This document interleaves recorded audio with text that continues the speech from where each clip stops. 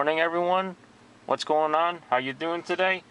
What I have for you today in this video is a review of the CoPilot app for Android. Now, you guys remember a couple weeks ago, I did a review of the same exact app for iOS using my iPhone 5, and now I am doing it on my Galaxy Note 4 for Android users out there. So I did mention in the last video that this was available on Android, and I wanted to do this review as well to show you guys that it also works on your Android device as well.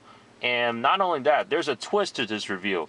Apparently, the Android version is not updated to the latest software out there, because the iOS version looked a lot different compared to the Android version. So I figured, you know what? Let's give these guys a chance to see what I dealt with before, with the older version. Just to show you guys the difference between the two. But other than that, the application is relatively the same between both platforms.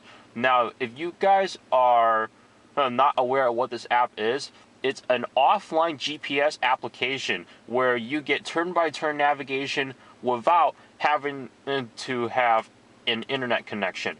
So, yeah, I am on a cellular network device right now that has a cell network to it, but it's not going to use up any of my data or anything. The only time it'll use up data is if I'm using the active traffic feature, which, I'm pretty sure it doesn't take up that much data, but if you were doing turn-by-turn navigation, it's going to take up a little bit more. So without further ado, let's get to the user interface. Now, when you first launch the app, you would get two options right here, View Map or New Destination. Let's go ahead and do View Map first. And as you can see, we get an overview of my location right here, and we also get the posted speed limit. That's one thing I forgot to mention in the last video, but hopefully you guys have seen it, when I did the review for iOS. Now, notice that the background is black right now. That's because it's still kind of dark outside. It's starting to get to daylight, but it's 6:47 in the morning, and we probably won't be seeing a full daylight until like 7 o'clock or 7:30. But when it's during the daytime, the background is going to be yellow for daylight. Right now, it's black for nighttime. So, you'll notice a slight difference here and there. And that's how it is for dedicated GPS devices inside your cars as well. You got two buttons over here. You got a negative button to zoom out, and you got a positive button to zoom in. And then, of course, you have your compass right here to tell you what direction you're facing, whether you're facing north, east, south, west. You get the idea.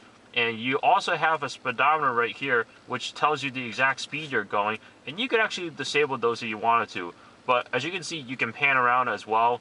And you can zoom in, zoom out using the multi-touch display on your phone. And depending on which Android device you have, may run a little bit smoother. As you can see, the transition is kind of a little bit laggy, but it works. And of course, you have this button right here to go back to your current location. And now here is your main menu settings right here, or the options to get to your main menu. You have 3D map right here, because I am in 2D mode right now. If you go to 3D map, it's going to change the view.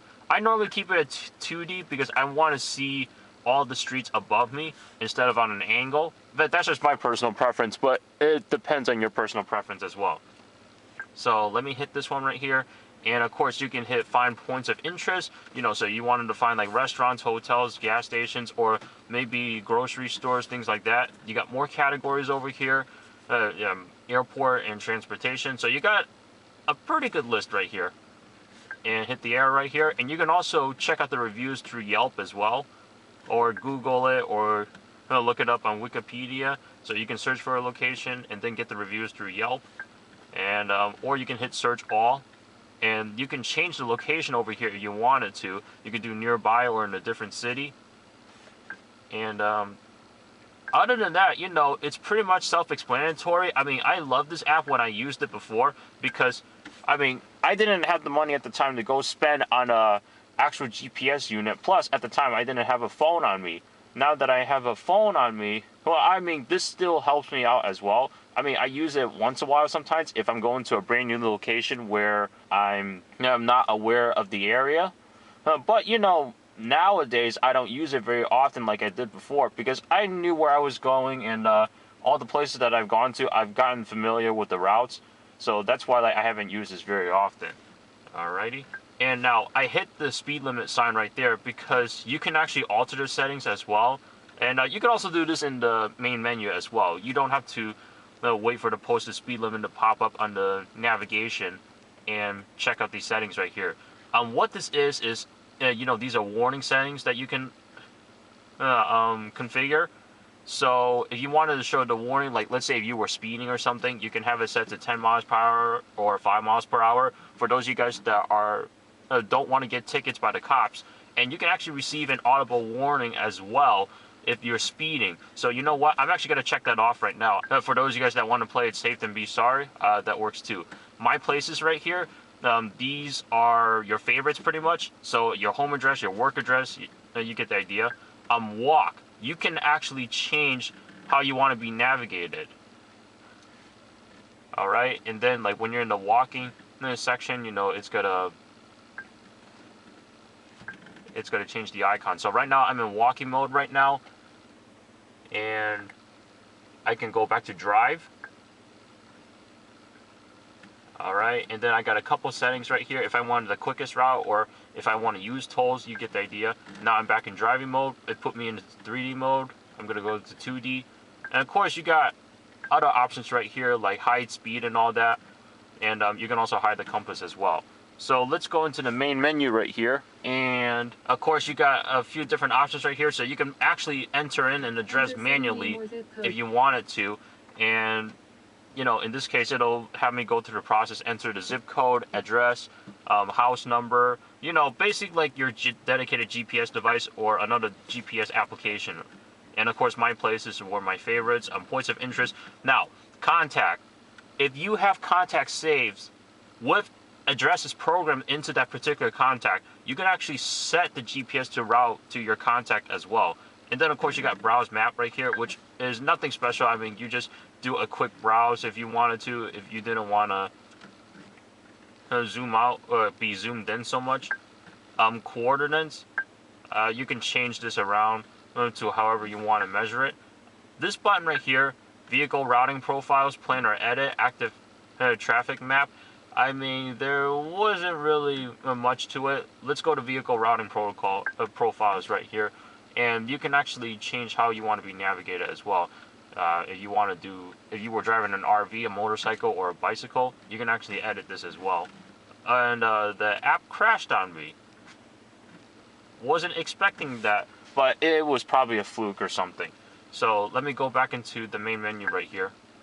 And, you know, let's go to plan or edit trip right here. So let's say if I had a destination set, and you know, I can actually add a stop in the middle of my route as well. And I have done that before in case because when I was making a trip, but I wanted to stop at certain places before I get to my final destination, like rest stops or anything like that. I mean, this helps out very well. And of course, you got the options right here. Now, I don't have anything set, so I'm going to set an address and then go back to that for you. This button right here, license, like that's that's when you create an account with CoPilot and you can have all your settings stored on the cloud.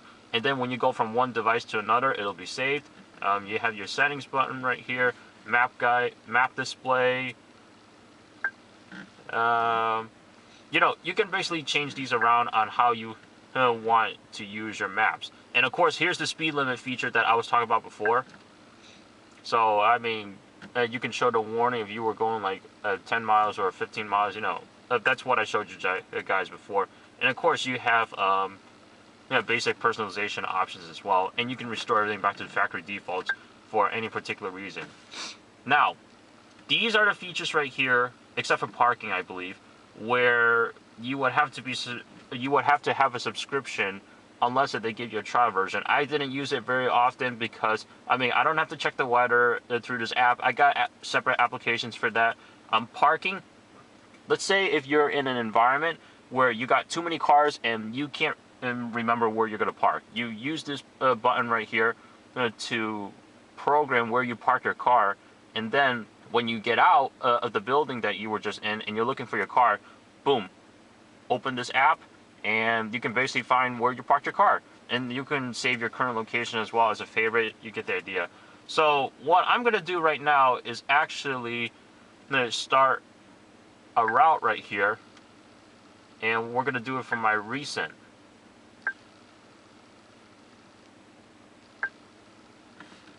Okay, now this is the route overview of my destination, and you got a couple options right here. You can alternate the route as well if you wanted to take a different route. So I'm actually gonna leave that for now, because I'm not gonna go this route because I want you guys to see that it'll recalculate itself.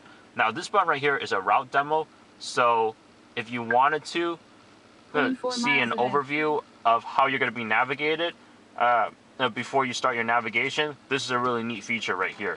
So I'm going to close this route demo right here, and I'm going to hit go to start the navigation.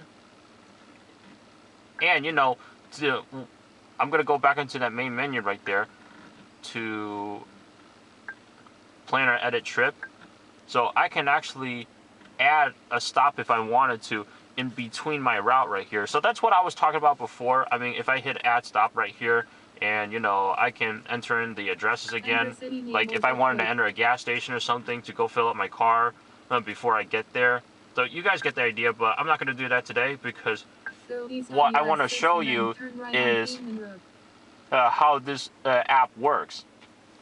Now on the right side over here, you have the time left of how you're going to get to your destination, as well as the miles right here. Or actually, that's not the time right there, it's on 0, but it shows you how many miles you got left before your destination. So without further ado, let's get started with the route right here, and hopefully my camera won't shake like last time. And right now we're just in the parking lot, but it's going to move within a minute or so, a second or so.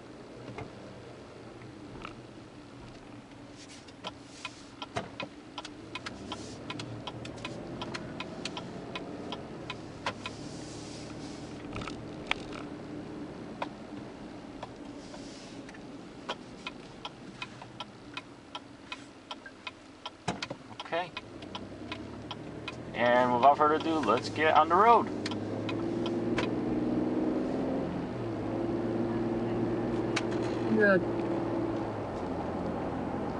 As you can see, it's going right now, and you can also change how you want to view it.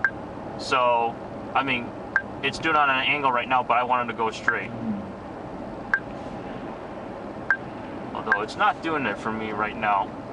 I gotta remember how to change that. Now, turn right on Feynman Road. Now, it wants me to make a right here, but I'm actually gonna go straight. And let's actually do it in 3D mode for a better view for you guys.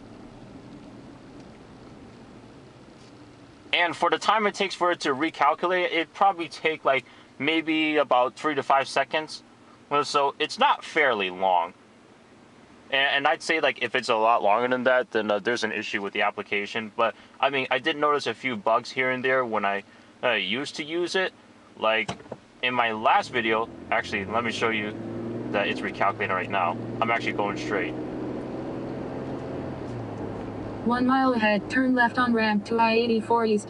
Okay, so what happened before was like I was coming across a one-way road, and it wanted me to make a right turn, and all of a sudden, I can't, because that was a one-way road going into the other direction, because I was coming out of the bank parking lot. So I made a left turn because there was a stop sign, and then it recalculated. So there was a few bugs here and there, but I mean, I did send some feedback back to CoPilot, because there's actually a button in the application itself that you can do that. But yeah, I mean, other than that, the application works well as well. Now, you hear that beep right there. That's because I was speeding just now. I went over the speed limit, because the speed limit changed from... ahead, turn left on ramp to I-84 East. The speed limit changed from 45 to 35, and it noticed that I was way beyond that. So it gave me a warning to let me know that, hey, you're going too fast. You need to slow down. All right, so we're going to slow down a little bit here. Now, turn left on ramp to I-84 East. Because I'm coming up on the highway right here. But, I mean, for those of you guys that do want to shut it off, you can. All right, and we're going to merge on the highway 2 miles here. ahead, merge left on I-84 East.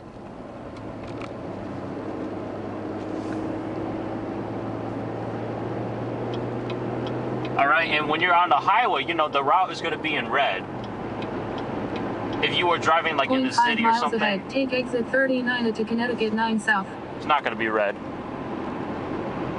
0.3 miles ahead, take exit 39 to Connecticut 9 South. And as you can see, it shows me my next exit, and it shows me which lane to stay in. So I got 2 lanes Now on the left. take exit 39 to Connecticut 9 South. And here's the right lane right here. So we're coming up on my exit right here. 0.6 miles ahead, merge left on Connecticut 9 South. All right, and we got about 0.5 miles left in this exit right here. And once I finish the 0.4 miles, you know, I should be reaching to Route 9 South. But yeah, I mean, as you can see, this application works fairly well. I mean, it's not perfect, but this is the first offline GPS application that I've used, and so far I'm loving it. And I find it very handy, especially for you guys that don't have smartphones, but you got an old 0.6 miles smartphone. ahead, take exit 30 and then turn right on Connecticut 71 South. If you have an old smartphone that you might have gotten or obtained from like a friend or a family member or something, and you start driving around, but you don't have an actual cell phone yourself to make 0.3 calls. miles ahead, take exit 30 and then turn right on Connecticut 71 South. But if you wanted GPS navigation, you can take Now one of those exit apps, 30 and then one of turn those right on phones, Connecticut 71 and South. start downloading this app on there. As long as your smartphone has a built-in GPS in there. That's the key point. 0.2 miles If you're ahead, using turn a right on device Connecticut where 71 it does South. not have Now a built-in turn right on GPS Connecticut sensor in it, 71 South. it's not going to work. So if you have an iPod Touch or something, it's not going to work because iPod Touches do not have GPSs in there. But smartphones, tablets with GPS sensors in there, it'll work. 0.9 miles ahead, turn around.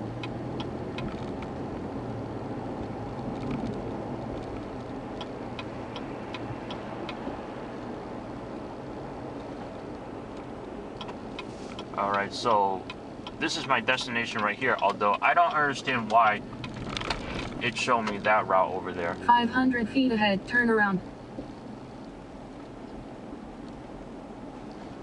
Now turn sometimes around. it's a little bit off. As you can see, I reached the destination that I had this set for, and with the exact same address. I even made sure on Google Maps last night before I started this video. But as you can see, it's still telling me to turn around because it's thinking my destination was supposed to be over there. But I mean, other than that, it's not perfect because, you know, I have used GPS devices before where I had it set to a route, but it doesn't pinpoint my exact location. But normally, once you reach the destination that you were trying to get to, it's gonna turn around. It's gonna give you a pop-up message saying that you've reached it. Now, what's funny is this older version right here. Once I reach my destination, it doesn't stop the route. The review that I did for the iOS version actually it stopped the route. But you know, this was reporting as if it just kept going. So in fact, let me set a different destination over here so I can actually show you what it looks like when I finally reach my destination. 0.1 miles ahead, turn right on Connecticut 71 North. Alright, so I got a new route set, and I'm actually gonna Connecticut 71 North. And supposedly, hopefully it'll work.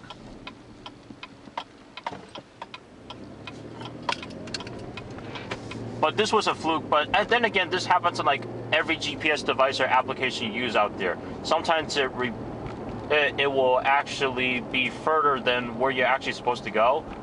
Yeah, you know, sometimes like this, most of the time it should help you on how to get to the place. But sometimes the maps are not fully updated. Therefore, you would have to kind of go searching yourself manually, which I have done that before.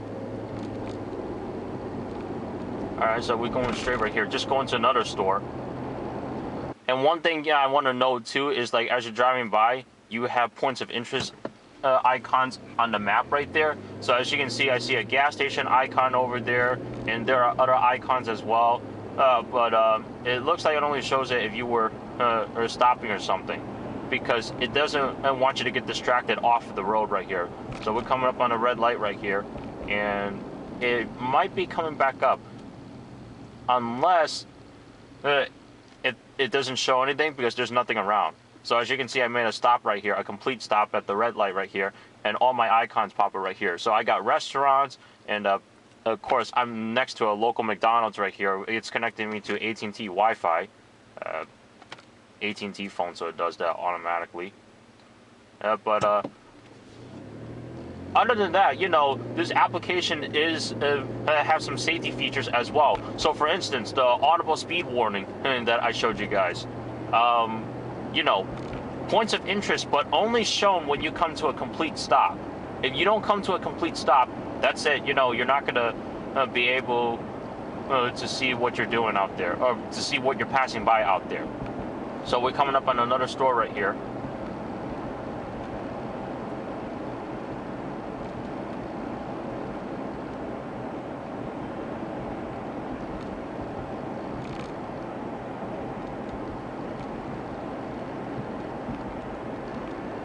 Alright, it's actually right here, but I'm actually going to go a little bit further.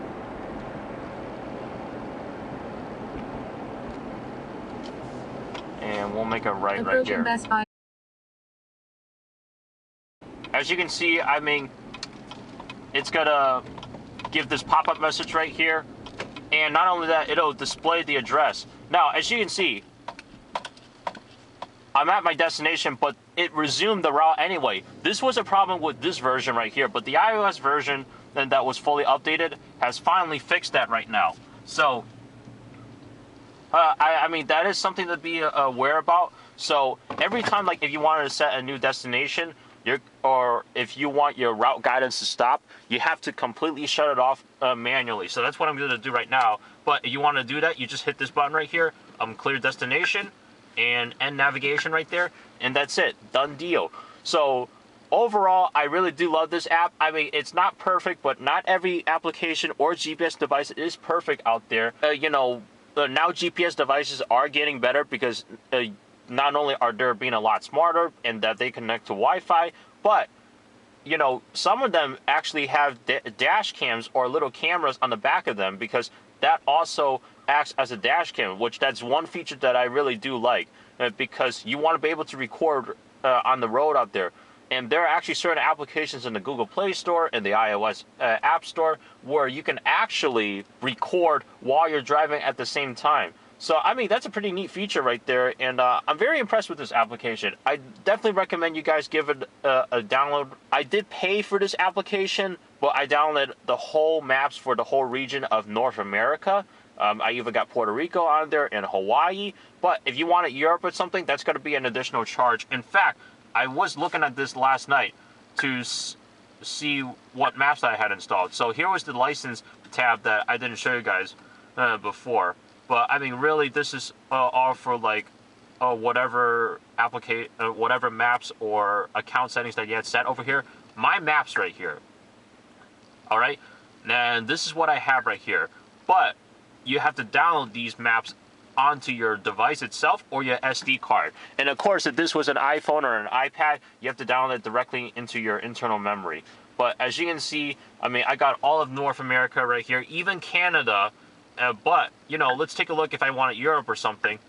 Okay, you know, as you can see, it's locked. That's going to be an additional charge. And for that, $26.99. So if I was going to drive in Europe and I'm going to fly out and take this phone with me, and I want to use this application, I have to spend 27 bucks before I can actually use the map. All right, and we have a few different options right here. So Australasia, I never heard of that country, believe it or not. I thought that was Australia. I don't know. Brazil, Middle East, Africa, Southeast Asia, India. So you got a few different options right here for regions that you want to use this application in. So overall, I'm very impressed. I definitely recommend you guys give this a download, and I am gonna leave down links in the description below to as many as I can. The last video that I did, I left a link to a page on CoPilot, so you guys can decide for which applications that you need and which regions you need. If I find the same thing, I might do that again, so that way you guys can pick and choose, versus having to look down in the description for which individual link was in there. So that's it. Thank you so much for watching. Please subscribe, rate, comment. Also check out the description below for my social media links, Twitter and Instagram. And I hope you guys enjoyed this video. I hope you guys got a grasp of the difference between the two versions. Not just the Android and iOS version itself, but in terms of like the software version, old versus new. But other than that, I'm pretty sure once this application gets updated, it'll be the same as what I saw for iOS. So that's it. I'll see you guys in the next one. Take care, everybody.